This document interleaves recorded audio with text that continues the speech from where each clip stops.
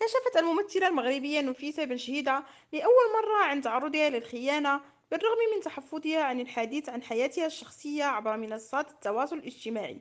مبرزة أن هذا الفعل صدر من شخص مقرب لها كانت تعتبره حب حياتها الوحيد، لكنها اكتشفت خداعه بأم عينها.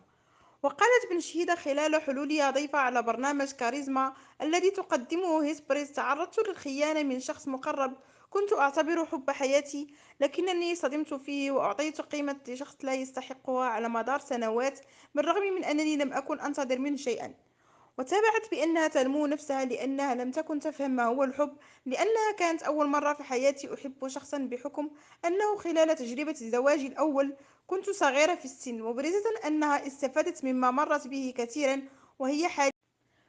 حاليا تكتفي بحب نفسها فقط. وعند سؤالها عن موضوع تعرض الفنانات المغربيات للتحرش الجنسي داخل الوسط الفني، اعتبرت نفيسة بن شيدة أن هذا السؤال أصبح متقادما لأن التحرش موجود في جميع الميادين وفي الفن كذلك، مضيفة إنه بصفة عامة إذا لم تعطي المرأة الضوء الأخضر للرجل فلن يتم التحرش بها، ومن الواجب على المرأة أن تفرض الاحترام لنفسها. وسجلت الممثلة المغربية أن التحرش الجنسي موجود بكثرة، مقرة بأنه بدورها تعرضت له بطريقة غير مباشرة، قائلة مثلا: يمكن لمخرج أو منتج أن يطلب لقائك في مكان ما ليلا للحديث عن سيناريو. هذا الأمر هو مثل التحرش لأن العمل لا يكون بعد الساعات 8 مساء، وأنا لم أشتغل هكذا أبدا.